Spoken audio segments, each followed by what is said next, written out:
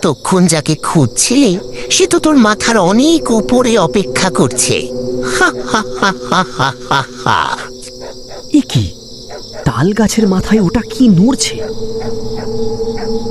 এত বড় কালো ছায়া এখানে এলো কিভাবে? এখনো কি মনে হচ্ছে সবই মানুষের বানানো গল্প?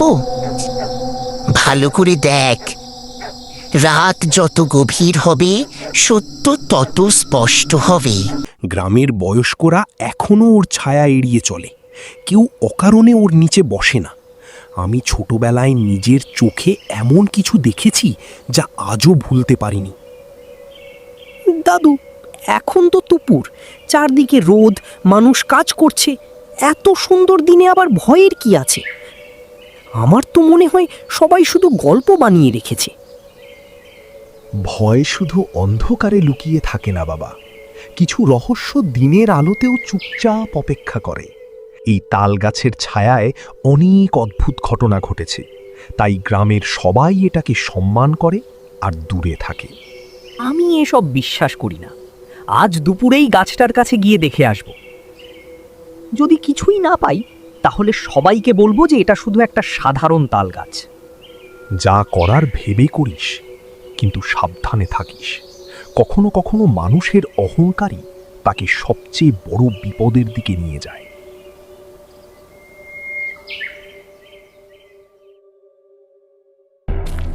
রতন, গ্রামের সবাই তোকে বারণ করছে।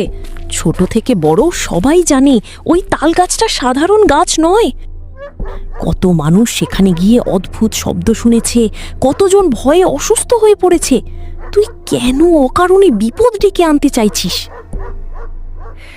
আমি এসব গল্পে বিশ্বাস করি না মিতা। মানুষের ভয় থেকেই এসব গুজব ছড়িয়েছে। আজ রাতেই আমি তাল গাছের নিচে গিয়ে বসবো আর সবাইকে দেখিয়ে দেব সেখানে কোনো ভূত প্রেত নেই। জেদ করিস না রতন, সবকিছুর ব্যাখ্যা সবসময় মানুষের জানা থাকে না। আমার খুব খারাপ লাগছে। তাল গাছের ভূতের গল্প শুধু মানুষের কল্পনা।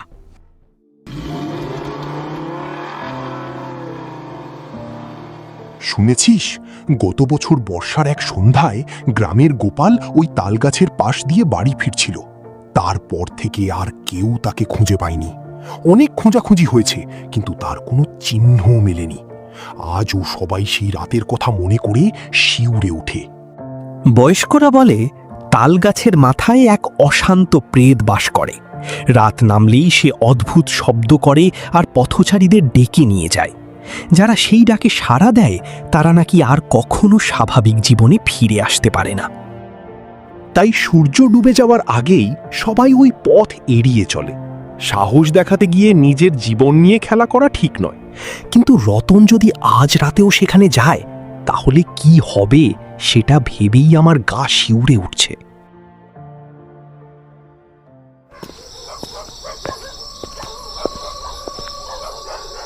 দেখো, আমি ঠিকই তাল গাছের নিচে চলে এলাম। চারদিকে শুধু বাতাসের শব্দ আর পাখির ডাক। কোথায় সেই ভূত? কোথায় সেই প্রেত যার গল্প শুনে সবাই এত ভয় পায়? মনে হচ্ছে গ্রামের মানুষ অকারণেই ভয় পেয়ে এসব গল্প বানিয়েছে। একটা সাধারণ তাল গাছকে নিয়ে কত রহস্য ছড়িয়ে দিয়েছে।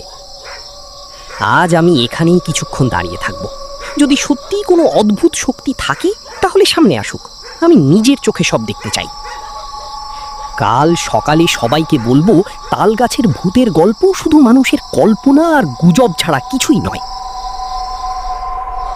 কি এলে আমার কাছে? এত বছর পর আবার কেউ সাহস করে এই গাছের নিচে দাঁড়িয়েছে। কে কে কথা বলছে? সামনে এসো, লুকিয়ে থেকে ভয় দেখানোর চেষ্টা করো না। চারদিকে তাকাও, আমি খুব কাছে আছি, কিন্তু আমাকে দেখতে পারবে না। এটা কেমন আওয়াজ? চারপাশে তো কেউ নেই, তাহলে এই কথা আসছে কোথা থেকে? কে আমাকে ডাকছে? বহু বছর ধরে আমি অপেক্ষা করছি, কেউ আমার ডাকে সাড়া দেয় না। আজ অবশেষে একজন সাহস করে আমার কাছে এসেছে। এত সহজে তোকে আর ফিরতে দেব না।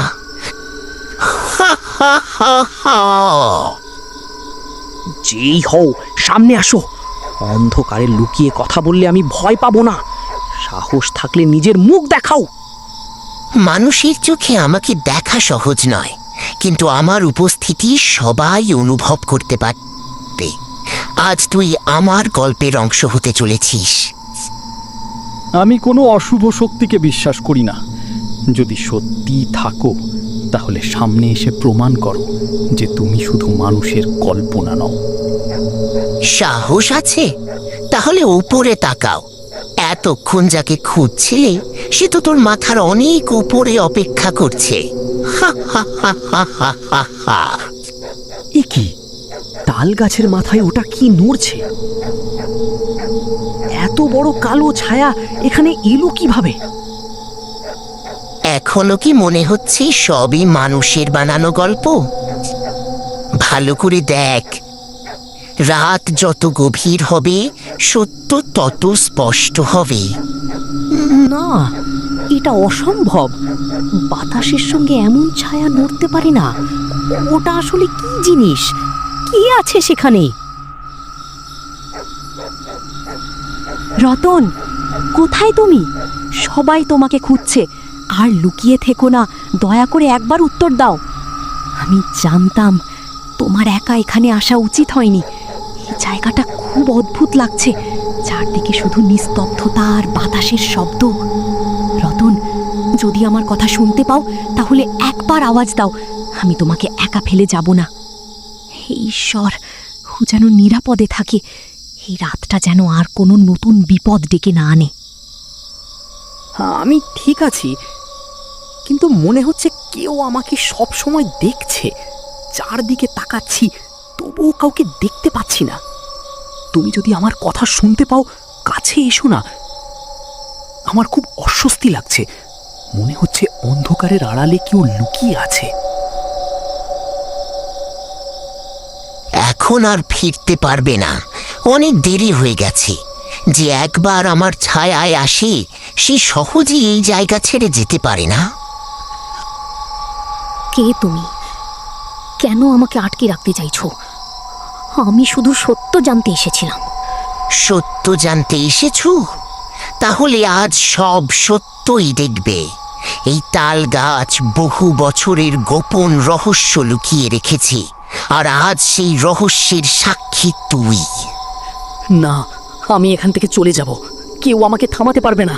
কিন্তু এ কি? আমার পা যেন একদম নড়ছে না। আমাকে ছেড়ে দাও। আমি কোনো ক্ষতি করতে আসিনি। আমি শুধু জানতে চেয়েছিলাম এই গাছের রহস্যটা কি। অনেক বছর ধরে আমি একা। কেউ আমার কথা শোনে না, কেউ আমার কাছে আসে না। আজ তুই এসেছিস, তাই আর তোকে যেতে দেব না।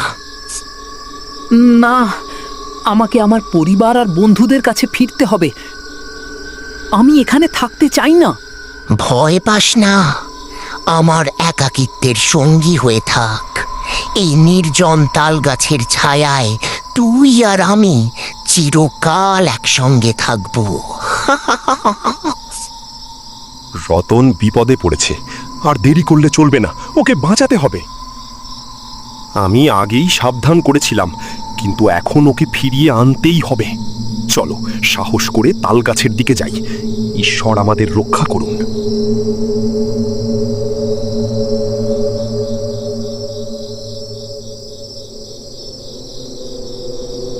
তোমরাও এসেছো?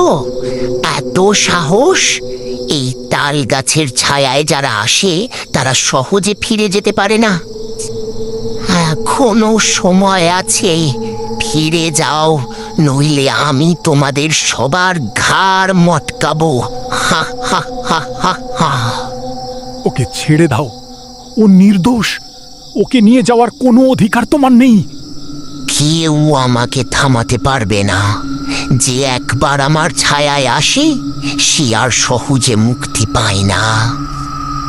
দাদু, আমাকে বাঁচান। আমি আর এখানে থাকতে চাই না। আমাকে নিয়ে চলুন। আমি ভুল করেছি। আপনার কথা শোনা উচিত ছিল। ঈশ্বরের নামে বলছি, দূর হয়ে যা। এই ছেলেকে আর কষ্ট দিস না। অশুভ শক্তির এখানে কোনো স্থান নেই। রতনকে মুক্ত করে চলে যা। না না, আমি যাব না।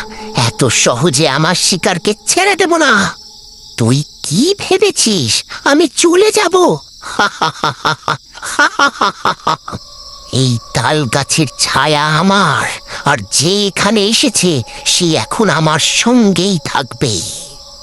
রতন, হাতটা ধর, শক্ত করে ধর, আমি তোকে ছাড়বো না। আর একটু সাহস রাখ, আমরা তোকে এখান থেকে নিয়ে যাব। আমাকে টেনে নাও, আমি আর পারছি না।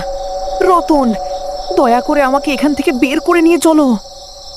তোমরা আজ আমাকে হারাতে পেরেছো ভেবো না। এই রাত শেষ হলেও আমার অপেক্ষা শেষ হবে না। আবার ফিরে আসব। যখন অন্ধকার নামবে তখন আবার আমার ডাক শুনতে পাবে। দ্রুত এখান থেকে পালিয়ে চল।